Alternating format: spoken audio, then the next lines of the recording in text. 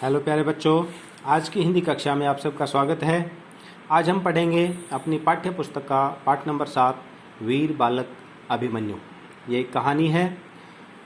इस पाठ के अंदर अर्जुन का पुत्र जो अभिमन्यु था उसकी वीरता के बारे में हमको जानने को मिलेगा। पाठ को पढ़ने से पहले हम इसमें आए हुए कुछ कठिन शब्दों को देखते हैं। अभ्यास कार्य में देखिए शब्द अर्थ चक्रव्यूह। चक्रव्यूह का मतलब होता है घेराबंदी या षड्यंत्र, यानी चक्रव्यूह को हम घेराबंदी भी कह सकते हैं और षड्यंत्र भी कह सकते हैं। उसके बाद है आशीर्वाद। आशीर्वाद का मतलब होता है आशीष देना। शंखनाद। शंखनाद का मतलब युद्ध आरंभ करने की शंख ध्वनि। विस्मित। विस्मित का मतलब होता है आश्चर्यचकित। उसके बाद है कलंक।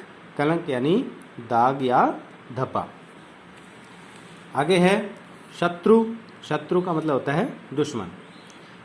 उसके बाद उच्चारण के लिए कठिन शब्द हैं, जैसे घोषणा, वंचित, विरुद्ध, अर्जुन, दक्षिण, निरर्थक, महारथी।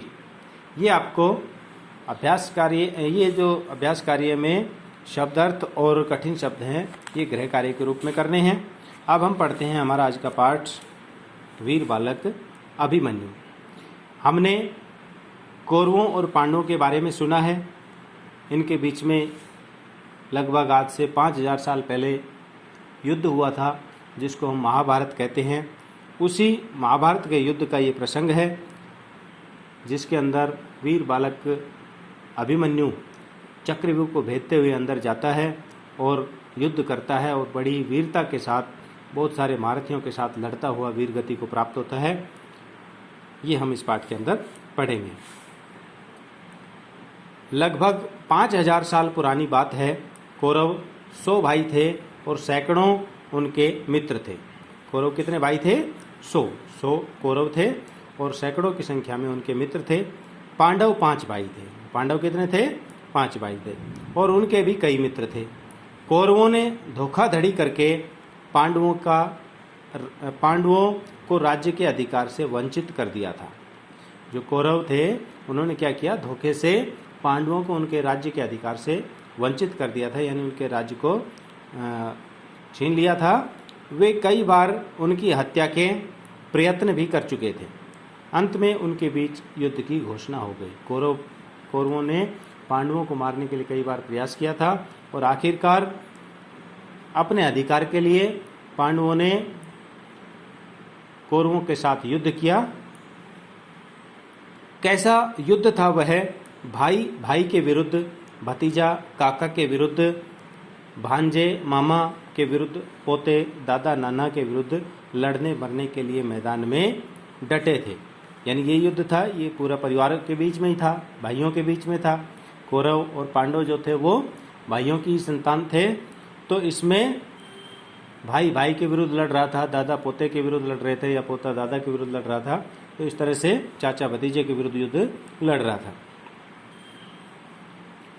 पांडवों में अर्जुन बेजोड़ तीरंदाज था। तीरंदाज क्या होता है? जिसको तीर चलाने की विद्या बहुत अच्छे से आती है, कुशलता से आती है, या धनुर्धर भी हम उसको बोलते हैं। तो धनुष बाण जो अच्छे से चलाता है उसको तीरंदाज कहते हैं। उसके कारण कौरवों का बहुत नुकसान हो रहा था। एक दिन कौरवों ने ऐसी योजना बनाई कि अर्जुन को युद्ध के मैदान से दूर दक्षिण दिशा की ओर अकेले लड़ने को जाना पड़ा।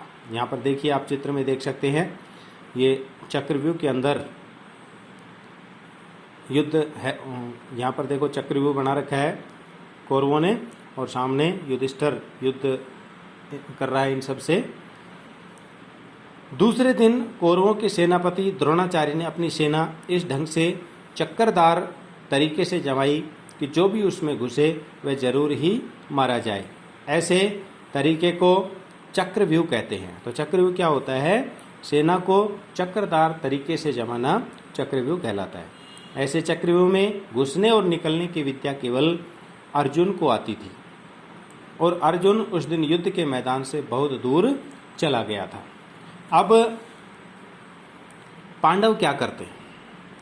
वे सब चिंतित थे। उन्हें समझ नहीं आ रहा था कि चक्रव्यूह भेदने के लिए किसे आगे करें, क्योंकि चक्रव्यूह को भेदने, उसके अंदर घुसने और उससे बाहर निकलने की विद्या केवल अर्जुन को आती थी। तो ऐसे में जो पांडव थे उनके सामने ये चिंता हो गई कि अब किसको आगे करें, कैसे इस चक्रव्यूह के अंदर घुसें। वे समझ गए थे कि आज पांडवों में से कोई भी जीवित नहीं बचेगा, क्योंकि अगर चक्रव्यूह को नहीं भेदा जाएगा तो वो चक्रव्यूह के अंदर फंस करके मारे जाएंगे। ऐसे में अर्जुन के पुत्र अभिमन्यु ने कहा, तात आप लोग चिंता न करें, चक्रव्यूह को भेदने की विद्या मुझे भी आती है। ऐसा बताते हैं कि अभिमन्यु ने अपनी माँ के पेट में ही चक्रव्यूह के अंदर जाने की विद्या जो थी वो सीख ली थी। अर्जुन अपनी पत्नी को चक्रव्यूह भेदने के बारे में बता रहा था, तो उस समय अभिमन्यु माँ के पेट में था, गर्भ में ही उसने उस विद्या को सुन करके सीख लिया था। मैं आप लोगों को व्यूह तोड़कर भीतर तो ले जा सकूंगा, मगर बाहर आने की विद्या मुझे नहीं आती। भीम ने कहा, बस बेटा हमें इतना ही चाहिए, एक बार भीतर घुसकर तो हम प्रलय मचा देंगे। अगर एक बार भीतर घुस गए तो फिर तो हम प्रलय मचा देंगे, फिर हमें कोई दिक्कत नहीं है, मगर बालक अभिमन्यु को हम खतरे में डालें यह हमें शोभा नहीं देता। धर्मराज ने कहा। धर्मराज कौन था? पांडवों में सबसे बड़ा जो भाई था युधिष्ठिर, उसको धर्मराज कहते हैं। तो उसने कहा कि इसके लिए हम बालक को खतरे में डालें, ये हमको शोभा नहीं देता। अब देखो अभिमन्यु क्या कह रहा है, बालक हूं तो क्या हुआ, समझ आने पर तो बालक भी समाज के लिए नहीं, समय आने पर तो बालक भी समाज के लिए अपना बलिदान कर देते हैं।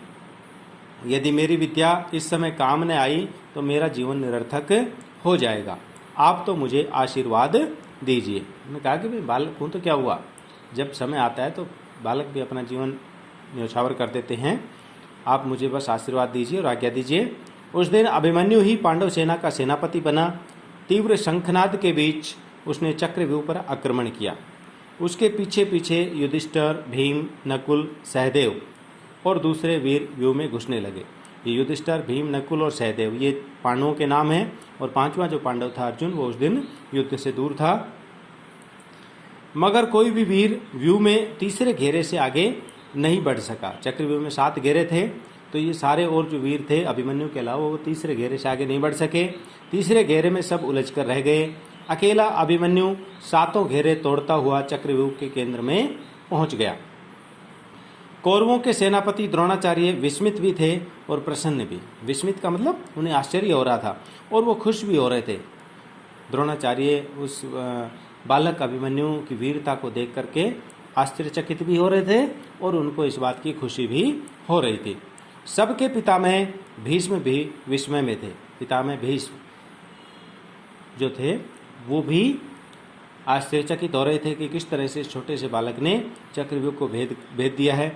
मगर दूसरे कौरव वीर भयभीत थे कि अगर यह बालक चक्रव्यूह तोड़कर निकल गया तो उनकी वीरता पर हमेशा हमेशा के लिए कलंक लग जाएगा। दूसरे जो कौरव साइड से थे, जो कौरव वीर थे, उनमें भय था। वो डरे हुए थे कि अगर ये बालक इसको तोड़ करके वापस निकल गया चक्रव्यूह को, तो फिर तो हमारी वीरता के ऊपर ही कलंक लग जाएगा कि एक बालक ने ही चक्रव्यूह को भेद दिया। ऐसे योद्धाओं में कर्ण, जयद्रथ, दुशासन, अश्वत्थामा और दुर्योधन का पुत्र लक्ष्मण आदि थे। ये सारे योद्धा थे जो भयभीत हो रहे थे।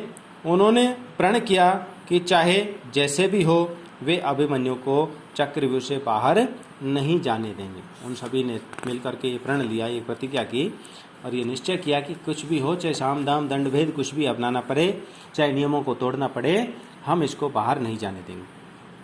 फिर क्या था, यहाँ पर देखिए चित्र में अभिमन्यु घायल है, इसके ऊपर चारों तरफ से तीरों की बौछार हो रही है, लेकिन फिर भी घायल अवस्था में भी ये इन सबसे लड़ रहा है। सब महारथियों ने उस वीर बालक को घेर लिया। उस जमाने में युद्ध का नियम होता था कि जिसके पास हथियार न हो और वह घायल हो तो उस पर वार नहीं किया जाता था। एक वीर से एक शत्रु ही युद्ध करता था, मगर उस बालक पर सात सात योद्धा टूट पड़े। आखिरी दम तक यह वीर उनसे लड़ता रहा और अंत में वीर गति को प्राप्त हुआ। वह घटना कौरवों के नाम पर भारी कलंक बनी, यानी ये दाग लग गया कौरवों के ऊपर कि एक छोटे बालक को इस तरह से उन्होंने घेर करके मारा और अभिमन्यु का नाम हमेशा के लिए अमर हो गया। तो इस तरह से इस छोटे से बालक अर्जुन का जो पुत्र अभिमन्यु था उसने अपनी वीरता का परिचय दिया। हम में भी ये वीरता साहस के गुण होने चाहिए। जब हमें किसी ऐसी स्थिति का सामना करना पड़े या हमारे सामने कोई विपत्ति आए तो हम उसका सामना साहस के साथ करें, घबराएं नहीं, और देश के लिए जब हमारी आवश्यकता हो तो हम हमेशा तैयार रहें। आज की अपनी कक्षा में पाठ जो पढ़ा है बस इतना ही। इस